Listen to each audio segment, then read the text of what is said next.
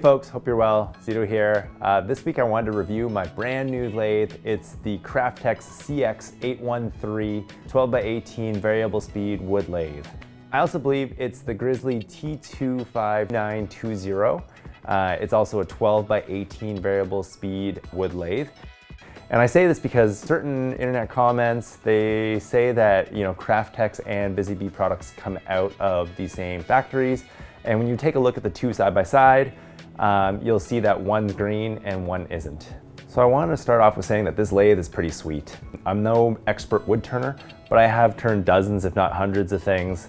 Essentially espresso tampers for various espresso machines. I've turned things like drumsticks, bowls, and even baseball bats. So, I'm no stranger to the lathe necessarily. I normally use an older Rockwell that's out of the wood shop that I use, which is the Ottawa City Wood Shop.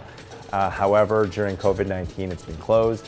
And so while I had basically no tools at my disposal, I figured I'd invest in something that was somewhat self-contained, and I figured a lathe would be a great start. So that's what I've gone ahead and done. So yeah, without further delay, my honest first opinion after having turned a half dozen things like tampers and pens is that it's great. It does everything that I've needed it for it to do, and it's done it very well actually. It's got a 12-inch swing arm for folks who make bowls or small vases, and it's got a 3/4 horsepower motor that takes it anywhere from 650 RPM up to 3,800 RPM. And I've actually seen it up at 4,000 RPM based on the readings from the meter actually. So that's kind of interesting. So this thing has a really nice and easy knob that you just adjust for changing the speed, which is quite nice compared to some like the older, super heavy adjustable knobs that I've had to do, or even changing belts altogether. So this thing has been a breeze in that sense. It's got a Morse Taper 2 or MT2 tailstock and spindle size. And again, thus far, it's pretty much been a breeze to use. Of course, I have some experience before in the past, but I've made some very beautiful products over the last few weeks there.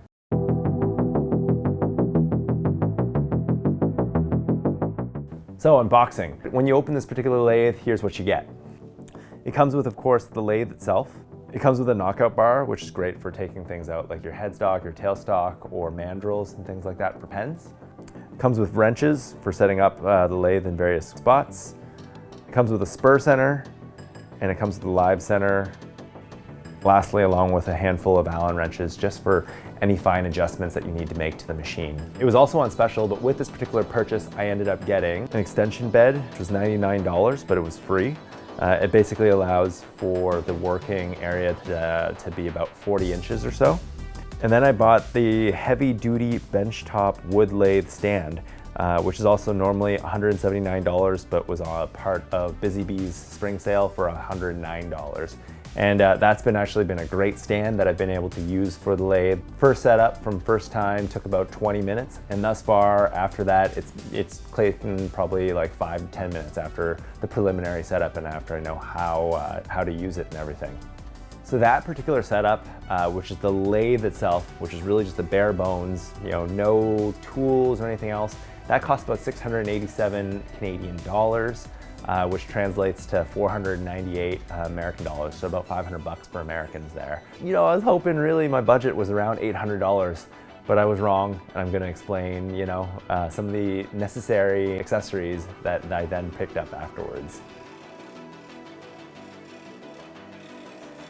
So of course you have the lathe now, which is the $700. It's spinning the wood around, but that's pretty much all it can do.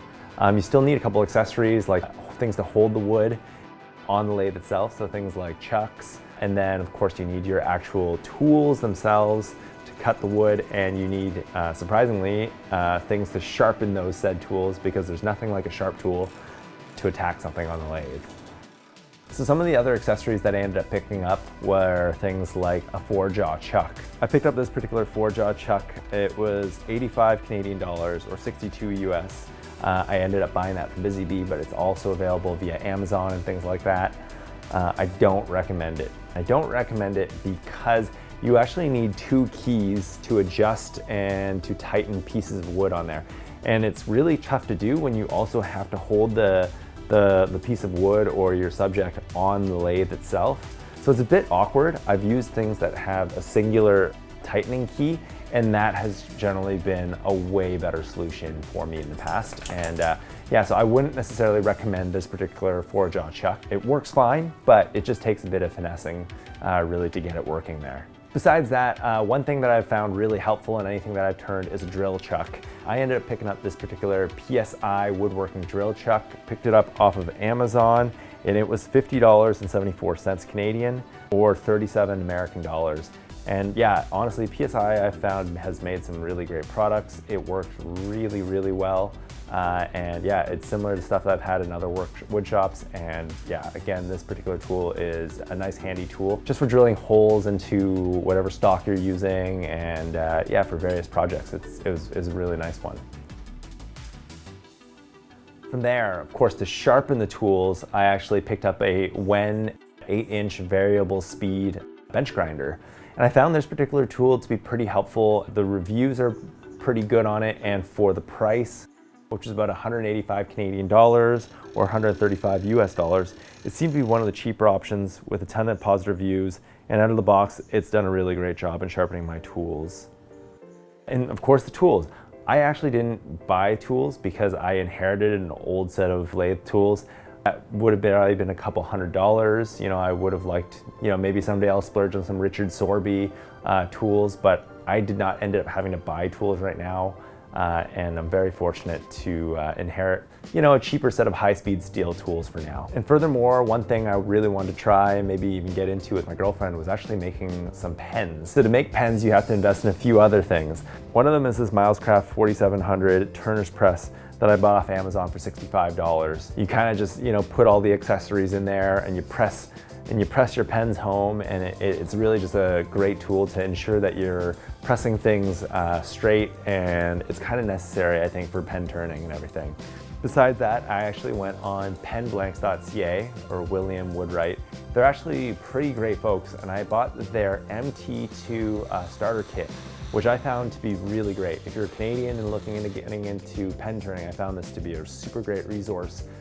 And a kit that was pretty comprehensive. I really, really loved the kit. And I bought the kit for 87 Canadian, which allowed me to make 5 of their slimline budget pens. And it actually makes for a pretty great product. So all said and done there, for me in my first lathe, picking up some of the accessories that I think I needed, it ended up costing me about $1,161 just to get all the tools together for this. It was a bit over budget for me personally. I thought I was originally going to spend about $800, maybe $1,000 at the top end, but I'm not mad about it, and it just is what it is. And I'd say you're probably expecting to spend that unless you're able to find something great for secondhand, which I think is also out there as well. And again, as I mentioned, I'm able to turn everything that I've wanted to turn.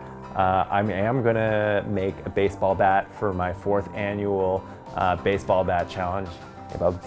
This is Cameo, as per usual. I am going to turn a new baseball bat for my 4th annual baseball challenge, and I'm going to be working with folks over at Total Boat to have a little bit of epoxy in there, and I'll let you know how the extension works and getting that all together. If you're considering this lathe, I hadn't seen much on it before, which is why I wanted to put out this particular video. I hope you find it helpful. If it's a unit that you're interested in, I do recommend it, and I think it'd be a great buy and a great addition to your shop. So that's all I kind of got for now. I maybe just want to add a quick note there. This week seems crazy, as every week of late has seemed. I hope everyone stays safe and keeps well, and yeah, we fight for what we need to fight for. All right, all the best. Take care. Peace.